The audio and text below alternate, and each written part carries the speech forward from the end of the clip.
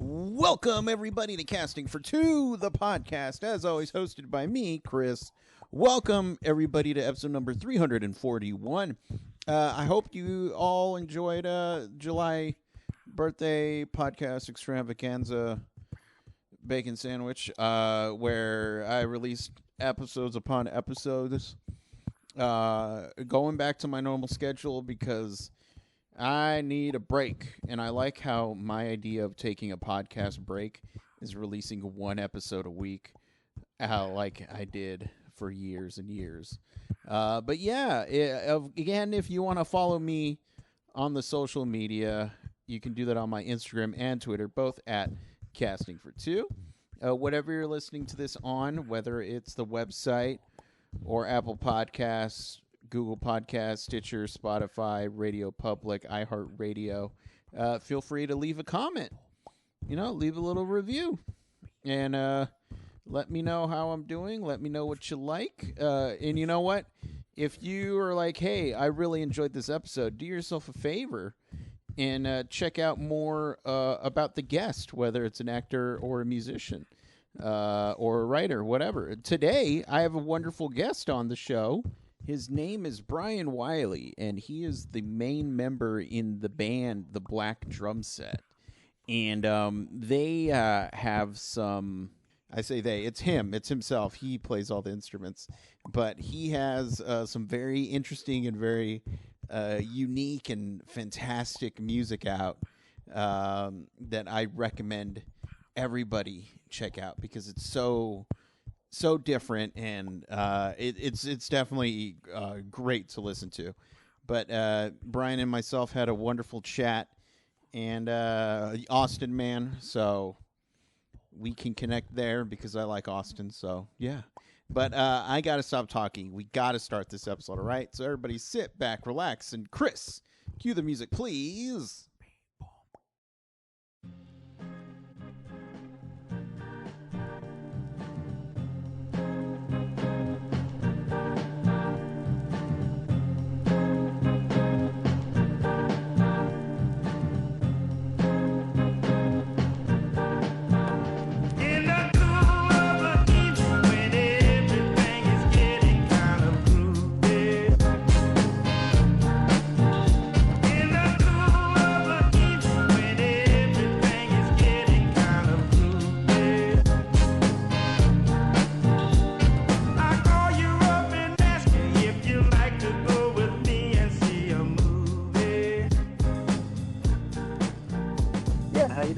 I am doing very well. How about yourself?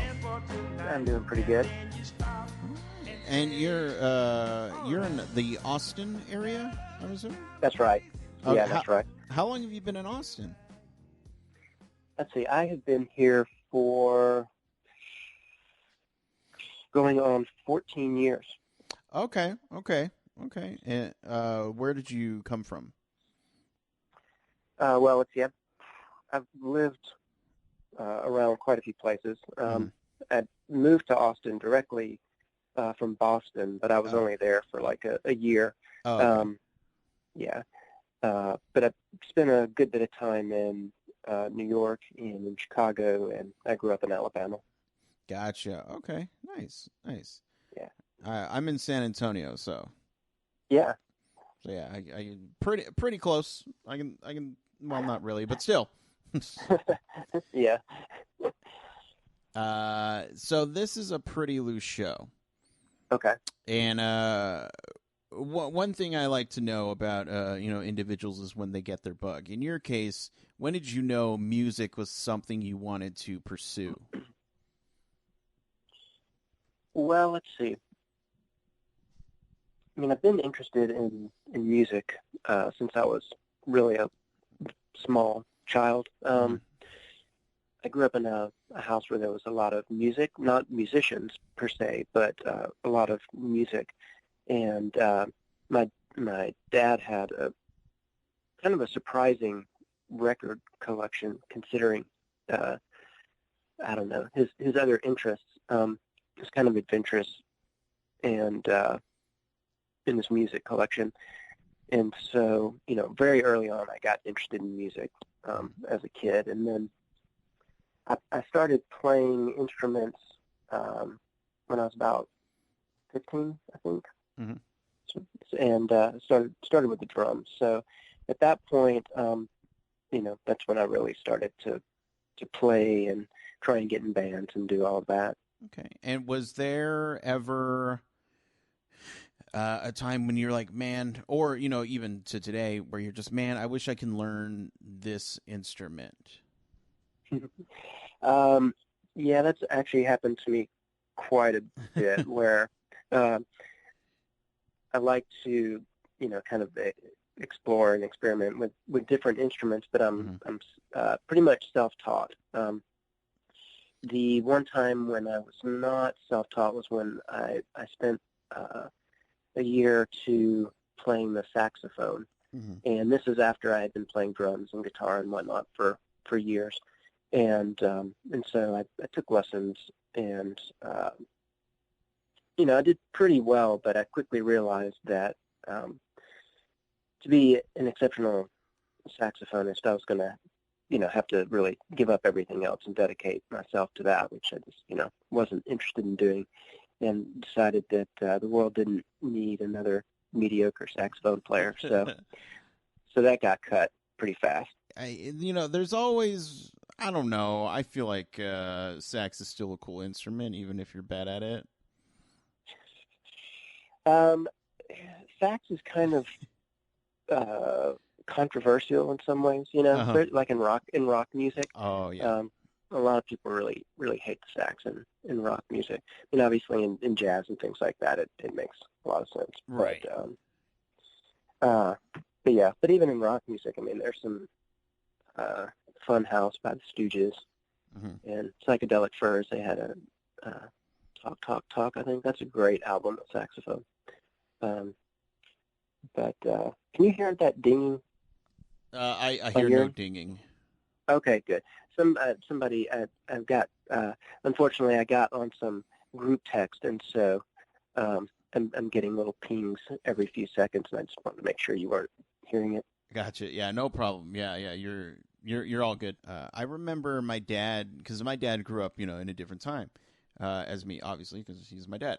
But he was telling me, because his taste is more towards, the 70s bands and all that in Chicago and stuff like that. And he was just, when I went to Jethro Tull and he took out that flute and started, playing it, we went apeshit. And I was just laughing because I would love to see a rock show. And I feel like nowadays people, if you'd be like, do you want to hear some freaking flute? Like everybody would cheer just to see, just out of pure curiosity, I feel like. Yeah, that seems like a dangerous one to me. Yeah. So as far as the music that you do, for the Black Drumset, how did you come up with that particular style? Because it's very experimental, and I love that because it just seems like you're not afraid to go outside the norm and kind of experiment with stuff. How did you arrive there? Well, I have a lot of really broad musical interests. Some stuff that's way more experimental than what I do, and then top 40 pop, everything in between, and jazz and traditional music from all over the world, and just a lot of different stuff. And when I started this project, I really wanted to find a way to have a unified sound, that would have its own sound and character, but that would, integrate all of these things that I love in different musics. And so, that's why, for example, like I'll use really kind of atmospheric drone elements that you'd find in a bit more experimental music, but then my singing is very melodic, and so just trying to pull all of those things together in a way that it has its own character. And rather than being like, oh, here's a part that sounds like this and here's a part that sounds like that, just kind of wanted it to have I don't know, a singular voice. Mm-hmm.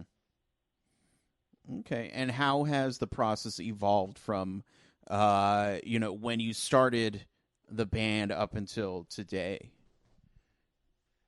So the history of the band is a little funny because um, the first record came out in 2009, Mm-hmm. and then various things in life kind of got in the way, and so there was really a 10-year, 9-10 year pause before the new record came out, and so after the first record came out, I had a couple of things. I had a motorcycle wreck that kind of took me out for a little bit. It wasn't life threatening, but I did have injuries that made it so I couldn't really play the drums, and then about that time I started an art gallery and performance space here in Austin called Tiny Park, and that was gonna be just like this, another project, but it really took off, and so I just let it go where it would go, and that ended up being a huge project, and there was just no way to do that and play music and work my 40-hour week job and everything else. And so I did the gallery for a few years, and then after I closed that, then started really wanting to get back into the music, and have spent the last 2 or 3 years just really figuring out what I wanted the music to be. So, really just trying to think about, what elements in the first album that I want to kind of bring forward, and then trying to develop it into something new. And the thing that was really the backbone of the old album and the new album is the percussion and drums, I think. Okay. And so, taking that huge chunk of time off, I'm assuming like your music brain never kind of stopped. You're like, oh, that might be cool, but of course you push it to the side. When you sat down and it was like, okay, I want to do another album. Was it hard trying to go through all the ideas that you had built up for that many years? The process for the new album was very difficult for me, actually. Part of it is what you're talking about, trying to pull in some new ideas that I had, but also I guess in a way it's like I wanted to do something new, and in some ways I wasn't even sure exactly what it was, trying to hit a moving target. Like I would work on a song and get it 3/4 of the way through and think, oh, that's a really great song, but it's not the song I want, And so there was a lot of that. I made, over the course of 2 or 3 years, many starts that just, it wasn't the thing, and I didn't know it until I saw it or heard it. And so there was a lot of trial and error, and, really trying to not follow my sort of automatic inclinations too much. And one big way I did that was to bring in a new instrument, which was the Moog synthesizer, which I had not used previously. And so that gave me a new tool to put sort of center of the music. And since it was new, I had to try new things, and I was learning how to use it. And so that was a big part of the process for the new album. Okay. And you were talking about, having to keep on retooling songs. Was there one song in particular that you were just took a little bit more extra time to figure out or to get right? I would say with most of the songs on the album, it took a long time to get them to about 80% done. And then there was a period where I was really sort of at a loss. Like, how am I going to finish these songs? You know, I would try things and they just wouldn't work, but the songs didn't sound finished or complete or interesting enough. And so it was just like trial and error. And that went on for really several months. And then one thing that I did, which I didn't really expect to do, was I went back to an instrument that I've played for a very long time, but I had intentionally not used in the first Black Drumset album, which is just the guitar. And I used to play in bands and play guitar and all of that when I was younger. And for this project, I never really expected the guitar to be a part of it because I wanted to, you know, go in a different direction. But after I had gotten these songs to about 80%, it had really been so long since I had played the guitar with any regularity that I came at it without just, you know, playing the same sort of licks and chords that I always did. And that was a really, I don't know, it ended up working and helping me finalize quite a few of the songs. And then another part is bringing in a couple of other musicians. My friend Hima Chu, she plays cello, and having her play cello on a couple things, and my other friend Hillary Youngman, who is the female vocalist in the last song. You know, those things helped me sort of wrap it up. But, you know, right before that, I was really stuck with, you know, an album's worth of songs that were 80% complete and not knowing where I was going to go. And so that now that you've kind of opened the door towards, you know, other instruments that you weren't expecting to use, does that open the door for you for, oh my gosh, I can do, you know, this song or something like this and that? I do think using the synthesizer is, you know, I've used it on this album, and it still feels like a new instrument with just massive potential. I mean, I'm sure you've seen these things. It's, you know, it's got like 40 knobs on it, and you know, it does all this stuff. Yeah, it makes coffee and toast and all that. Exactly.